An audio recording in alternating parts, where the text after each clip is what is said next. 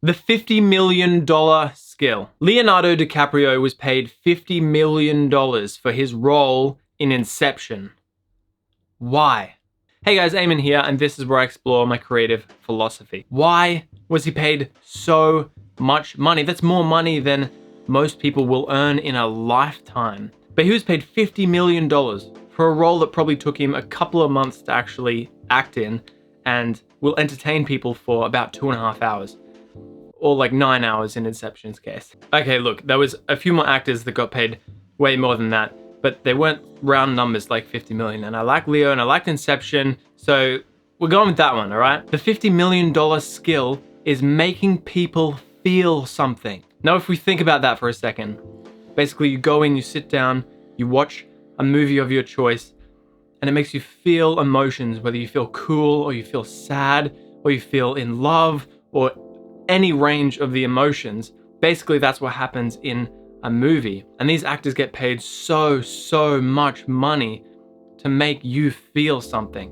Because when you make someone feel something, the possibilities are endless. Now, if you look at marketing for a second, you know, like Coca-Cola, for example, their whole thing is making people feel happy, because when you feel happy when you're drinking their product and you associate happiness with their product, then that's how you feel and you're going to purchase more of that product. It's just that simple. So that's the whole marketing side of it, but we'll stay away from that for this video. So the question I want to pose to you is, are you aware of how you're making other people feel? Are you aware of how other people are making you feel and how products and marketing and just the world around you are making you feel?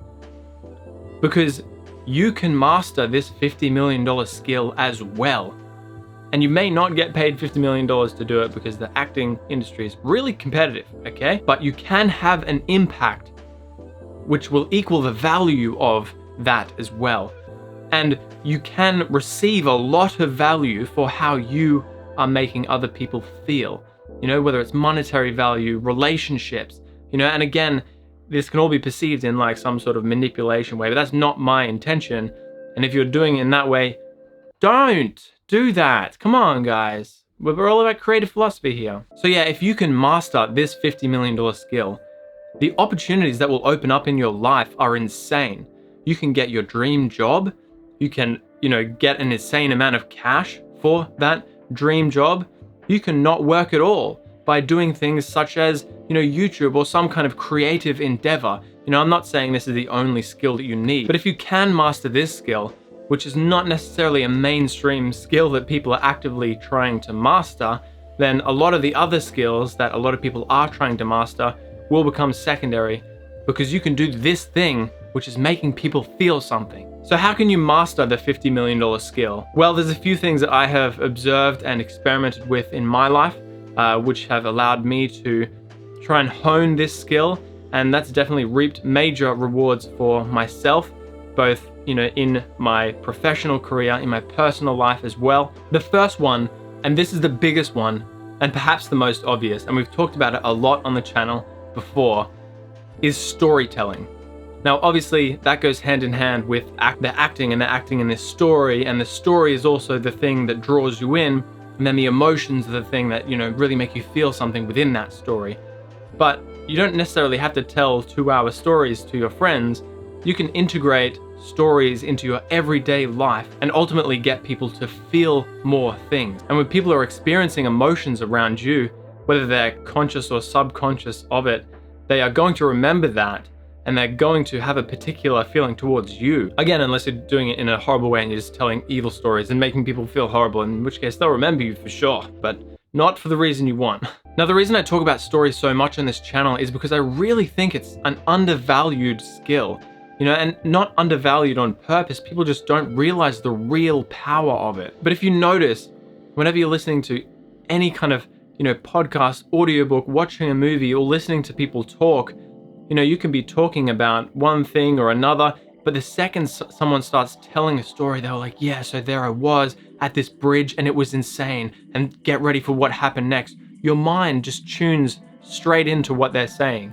Whether it's an interesting story or not, if they're telling it in that way with a little bit of passion, and it seems like some sort of big climax is coming to that story, then you're going to just pay close attention to that thing. And if you can first start to notice yourself paying attention to stories, that's how you're going to really realize how powerful stories actually are. And so how can you actually start implementing these stories in your day-to-day?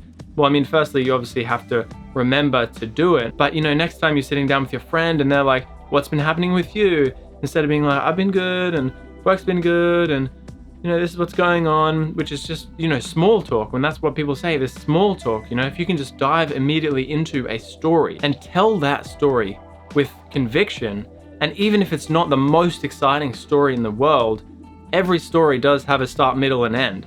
And whether it's you were driving and you saw someone you knew, instead of being like, oh, I saw Cynthia the other day. I don't know why I use Cynthia in every one of my personalities, okay? But that's just what we're doing. That's how we're doing it here, okay? So remember Cynthia, because she's coming up in all our videos, all right? Subscribe. Let's keep going. All right, come on, Aimon. Woo! Instead, you can frame that story in a way which is actually more exciting. It's like, yo, Cynthia, I haven't seen her in so long. The other day, I left home, got in my car, right, and I was just driving along, singing along to my favorite song, you know the one, and all of a sudden they're in, they're here with you, and they're like, what is happening here? Because their mind knows it's a story as well, and so their mind is attuned to what you're saying. And if you ask me, I think there's a biological reason for that.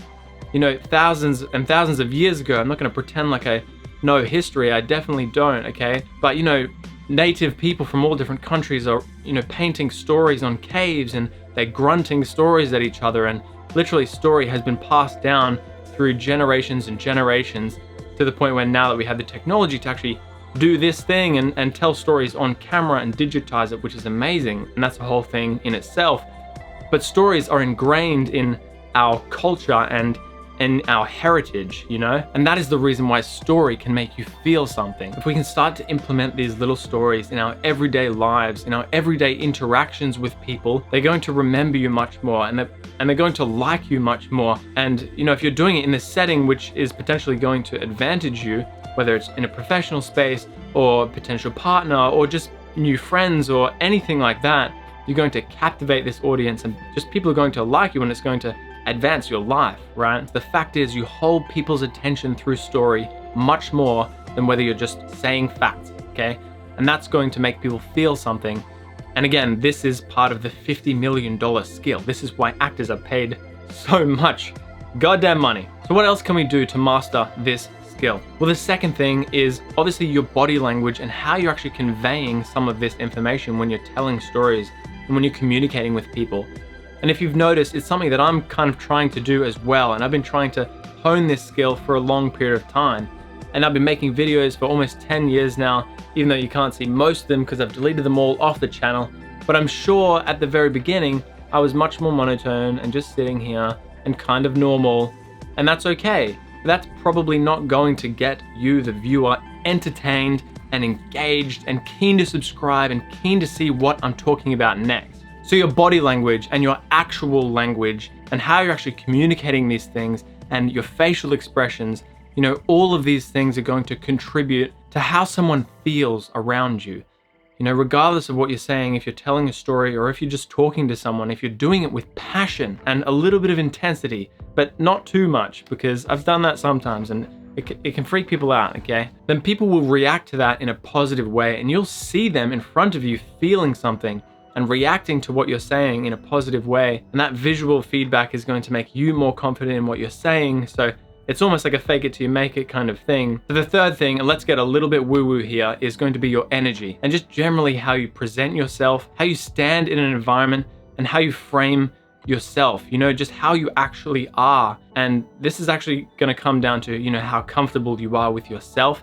And this is going to come down to a fair bit of practice and self-introspection and whatnot. But that's kind of what this whole channel is about, is trying to get a bit better through some creative philosophy, right? So if you're digging it, make sure to subscribe. But if you have done that introspection and if you are comfortable with yourself, then when you do walk into a room and you do have that energy about you where you just, you're almost glowing, and that, you have value, and you're going to walk into a room and provide some sort of value to people through laughter or a story, whether you don't know anyone in the room or you know everyone in the room. If you do bring that energy with you, that's going to affect how people feel again. So they're my three main kind of tips, or at least experiences based on my life trying to hone this skill myself. And just as a bit of a testament to myself honing this skill, I've literally had massive gain, both, you know, financially, personally, emotionally, by actually trying to hone this skill. And again, it's not doing it in a manipulative way. You know, if you go into situations like this and you genuinely care about, you know, providing a positive experience to other people, and it just so happens that one of the consequences of that is that there will be positive repercussions for your life as well, then that's definitely not a negative thing at all, you know? And you obviously can be thinking about, you know, your own agenda in the back end, but if you're doing it solely for that reason, people will be able to pick up on that and, you know, think that you're kind of manipulating people. So it's taken a while for me to kind of put this theory together and realize what was actually happening, realize that that was the skill that I was trying to hone. And, you know, now, like, a lot of people, they make comments like, Aimon, you're just so confident. Like, how are you so confident? And I've probably mentioned on the channel before that I was never really, you know, a confident kid. You know, it just so happens that I like trying to improve myself, and so I've tried to build some of these skills, and, you know, one of the consequences of that is that I'm perceived to be a confident person.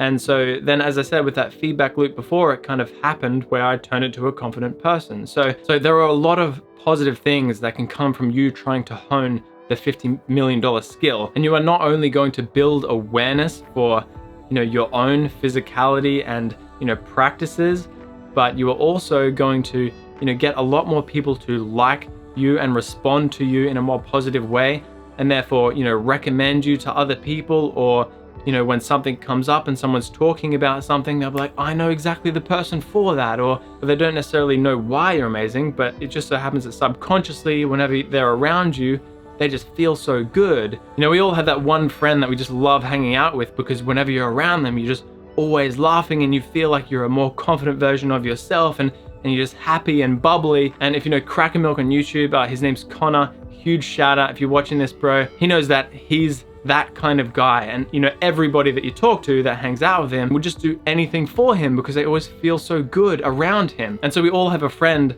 that is like that, and they've, you know, consciously or subconsciously honed this skill. So guys, hopefully this theory has made some sort of sense and provided you with a bunch of value. It's definitely really helped me along my journey trying to hone this skill and reap some of the rewards of that. So thank you very much for watching. I really appreciate it. And if you enjoy this kind of content, I would love to know what you think about it. Just drop me a comment or send me a DM on Instagram. I really love the community that we're building here. It's super tight, and I love you guys. So subscribe, and I'll see you in the next video.